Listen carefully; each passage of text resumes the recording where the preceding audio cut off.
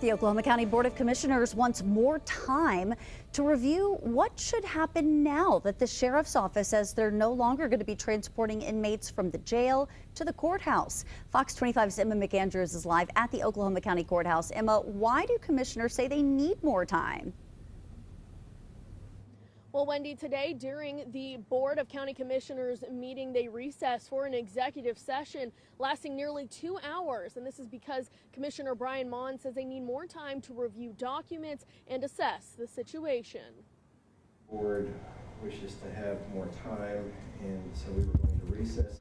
Oklahoma County Commissioners pushing agenda item 24, discussing possible actions that may need to be taken after the Oklahoma Sheriff's Office announced they would stop transporting inmates. In an interview with Sheriff Tommy Johnson last week, he said his office decided to stop the transportation service to help the jail's financial issues. They think they can do the job cheaper, and when I see financially where the jail is, I am all in on how can we save them $1 or get them more money. However, it didn't come without criticism. Mark Falk, a justice reform advocate for People's Council for Justice Reform, says that it is the Sheriff Johnson's job to do this. Okay, first of all, I have a lot of respect for Tommy Johnson.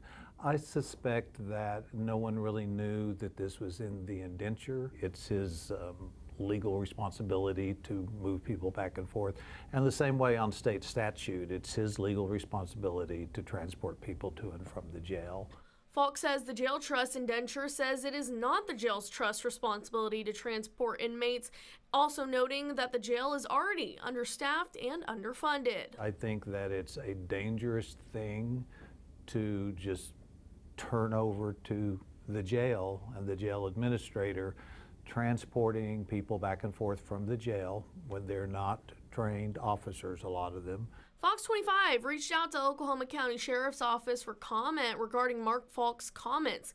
They told us the state statute overrides Memorandum of Understanding with the jail trust, sharing that the state statute says, quote, every reference in statute or rule to any duty or responsibility imposed upon the sheriff or any jailer to operate, manage, or provide any service to any person in the custody of such facility or any service related to the management or operation of such facility shall be deemed applicable to and imposed upon the public trust or private owner or management entity who by contract or otherwise legally operates or manages such jail facility, holding facility, or detention facility.